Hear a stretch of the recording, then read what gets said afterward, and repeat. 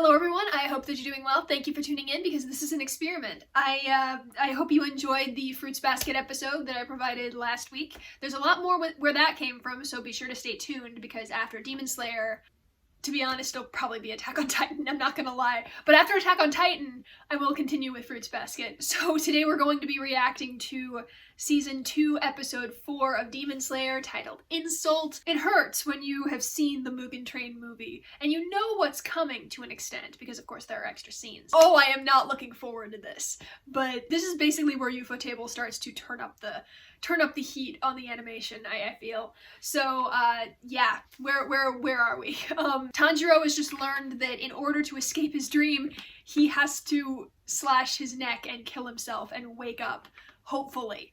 Will it work? Who knows? So without further ado, I say let's get into this. Yeah, you realize what you gotta do. And it's like, I don't want to do this, because if I'm wrong... The thing is, you don't know for sure though. Oh, we're back here! Oh, what's gonna happen to him? Yeah, it must be good for you, you poor sickly old man. Well, not old, but like, poor sickly guy. That's his spiritual core. It's the sun. It's like, it is the sun. So kind. Oh. Oh! Whoa! Oh my gosh. It wasn't that he chose not to. It was that he never got the chance. I can't believe that. I thought like in the Mugen Train, that scene was not in there. That was really cool looking. I thought that the guy had chosen not to because he was so kind that Tanjiro was so kind, even I guess to his own death, to his own end. And even when he was falling, the little Tanjiro's soul just holding on to him. Oh my gosh. Oh, is this Inosuke? Yeah, the girl inside Inosuke's mind. Do boars live underground in caves? Oh! We never find Inosuke's spiritual core, do we? Why is Zenitsu's so dark?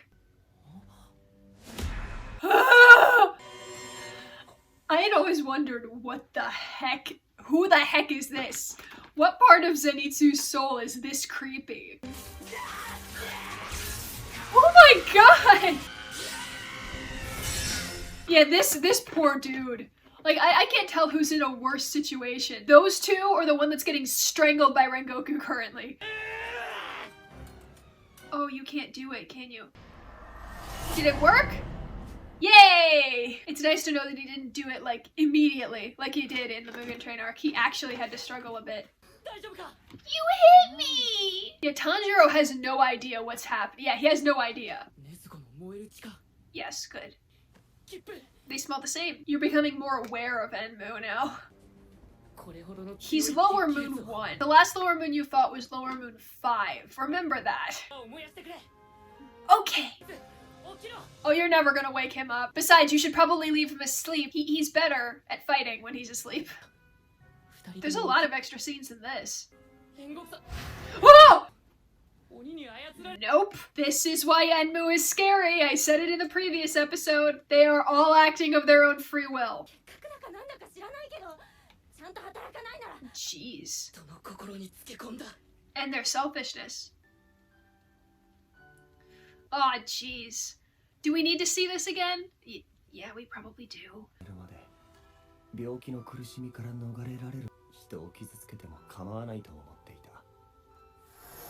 Wow! Tanjiro's little soul self purified him. That's so nice. I'm so glad that I watched this. That was wow. I want to have a brush with Tanjiro if that's what happens when you touch his soul. I wonder why that is. You're gonna do this on your own? Yeah, there he is.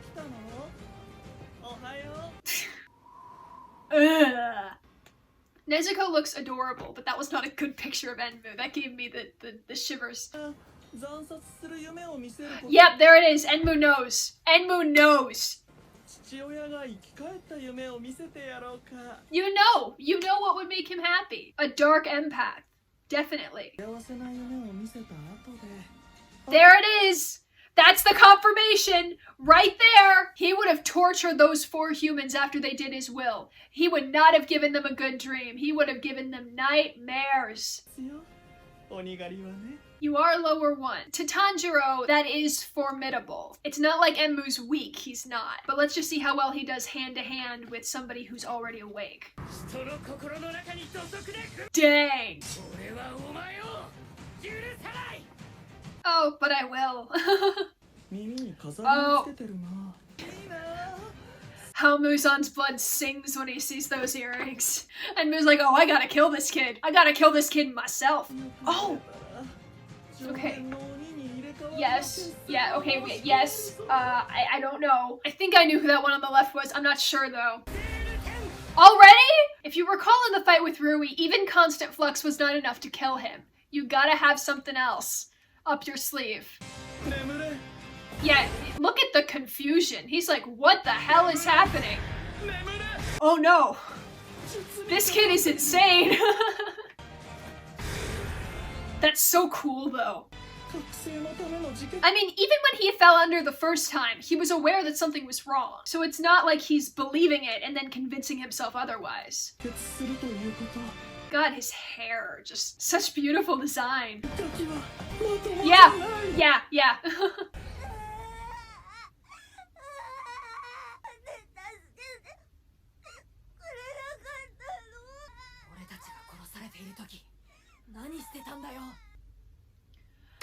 That's my face right there. Kill him. Kill him, Tanjiro.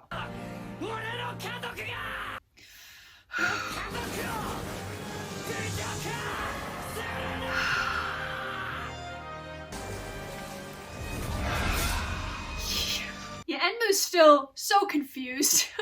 God, I knew that was coming, and I hated every bit of it. Yeah, too easy. Remember, you needed to burn through Rui's threads. Nope, he was almost the weakest. Oh, okay. Here we go. Here's the CGI. This is awesome, though. It's gross, but it's awesome because that is 2D animation on Enmu's head, and the rest is 3D animation. The rest is CGI. And it goes so beautifully together. Bait and switch. Illusionist. Da da da da da da. The thing is, this was a good plan. Enmu totally would have eaten 200 human beings at once. Oh, the smoke! You gotta wake them up. You gotta wake them up. Yeah! Oh, ouch. Oh, heck yeah. Wow, already it's fleshy on the inside. Is that it? Crap! Oh! Maybe it's because I was prepared for it, but that moment when, like, Enmu makes Tanjiro see his dead family, I was like, okay, that always works. Like, whenever villains sort of brag about death and how much death they cause, that always just makes me go, okay, you're dead. You're dead. Muzan seems more like All for One to me than like a personal villain. He kind of fancies himself a god. You shouldn't feel remorse, you should just be grateful that you're alive, sort of thing. Dongurimaru. Interesting. The crow is invisible.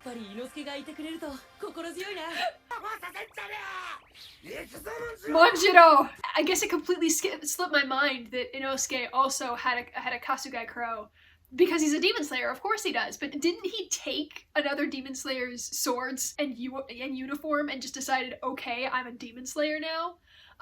That's all I assumed, so I guess I assumed he just didn't have a crow, because he didn't really take part in final selection, did he? I don't know, I'm misremembering things. Sorry, back to what I was saying about Muzan. He thinks himself so above everything else that it's like, I can't really hate him as much as some of the other demons. Like, yes, he's a bad person, and he, like, I by no means like him. There are so many things about him that just make me uncomfortable. He doesn't exactly, like, put it in somebody's face that he killed someone, you know? I like, now that I'm thinking about it, he doesn't really do that, unless it's like the lower moons. Like he did, he literally showed up and announced, okay, Rui's dead, and I'm gonna shove that into your faces by killing you all. But I think that's the one time he's done that, I'm not sure. He doesn't, like, dangle the carrot in front of anybody's face of, like, I killed your family. I killed your family. Come and get me. He's not one of those villains. Even when he met Tanjiro for the first time, he was kind of like, who are you? Like, I don't know you. I have no quarrel with you. What did you touch my shoulder? You touch my shoulder? You out me in front of my wife and my daughter? Nah. He kind of acts like one of those cornered prey animals that has a diversion, like a diversion distraction mechanism when Tanjiro met him, because he was kind of like, well, you've caught me in a bad spot. Distraction! Whoosh. Yeah, I mean, we'll see, of course, we'll see Muzan again. He's a very interesting sort of villain, and when I get time to analyze him, I will, but we're not going to talk about Muzan right now. What should we talk about? Almost everything that I analyzed in the previous episode about Enmu turned out to be right. Freaking horrible person, horrible demon. The 10th form of water breathing, the most strongest form that you know, Tanjiro, is constant flux, but that couldn't defeat Rui. So you must have known somehow, if you got close enough to read his eyeball, that was not going to work on somebody who is 4 rungs above Rui. And I loved the animation that they did for Enmu. That was sick. That was awesome. Just the way they do, like, these shots, the framing, it's like a movie, but it's like, I mean, when Tanjiro got so close that he cut off like a shock of Enmu's hair, and the pink strands just kind of flew through I don't know why I liked that shot so much, but it looked so cool.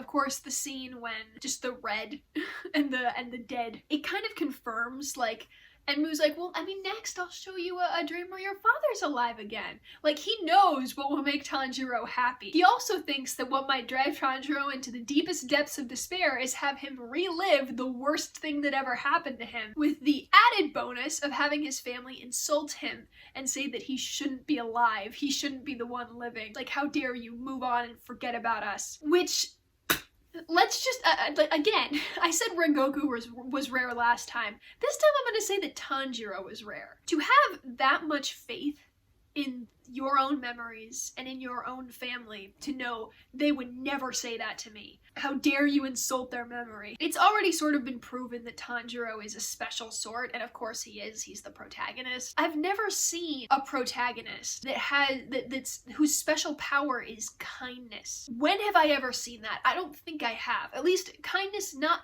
kindness strong enough to be on par with Tanjiro's. Tanjiro's soul freaking purified this sick man's desire to be rid of his sickness. He purified his heart. How does that work? I mean, technically, and I mean, like, Tanjiro's technically slowly doing it to everybody he meets, especially Inosuke. I think it's most prominent with Inosuke, because Inosuke tried to make him fight him, like, a lot. And of course, Tanjiro was like, well, I mean, here, you can eat this if you want. If you're really that hungry, here, you can take this bed. I don't care. I'm pretty sure that if you asked for my coat, I mean, my haori, I would give it to you. You'd have to give it back, though, because that's like my family's sigil. What does that mean as well? Like, it is his family's pattern, I suppose? They're all wearing that sort of checkerboard fabric. I think Tanjiro is probably my 3rd favorite character out of all of my favorite characters. So here, I will put a list of my favorite characters.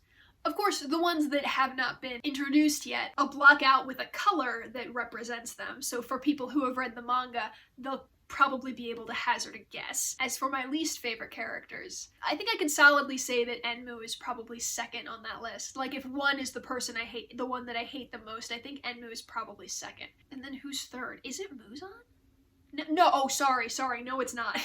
It's not Muzan, it's someone else. Again, someone who, here is the list, block over people who have yet to be introduced fully. Muzan is 4th on that list. When more demons come into play, probably in the Entertainment District arc, I'll post a list of just my favorite demons and the ones that confuse me. So we need to talk about the subconsciousness. We've already got Rengoku and we've already got Tanjiro. Well, I mean, technically we don't already have Tanjiro. I'll do a quick rundown of Tanjiro's subconscious at the moment. So pure, like a clear blue sky, a sunny day, something, and even the little sun soul thingies that walked around with the man who had tuberculosis.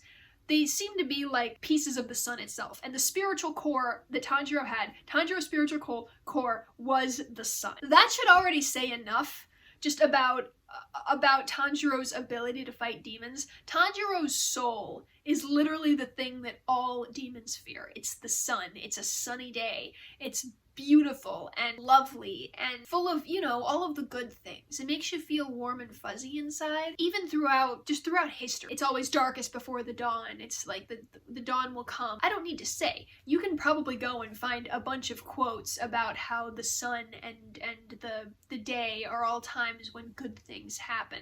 And when, like, to look forward to the sunlight. Pick yourself up. There's always going to be another day. Whereas the night is filled with the creepy crawlies that go bump in the night. The fact that Tanjiro's soul is that pure and that anti-demon, coupled with like his what Hagenesuka said about his hair, about his eyes, like you're red in the eyes, you're red in the hair. Like the Nichiren swords were forged on top of some mountain that was closest to the sun, so they're imbued with sun energy. It's like Tanjiro, he is the protagonist of the story because he was basically born to fight demons. You could have a protagonist that has all of that and is still like rash, confident, like all of the other protagonists are. But no, instead he's just incredibly kind. Yeah, you know what? I did find one. There's probably one other protagonist with enough kindness to rival Tanjiro's, and that's probably Deku.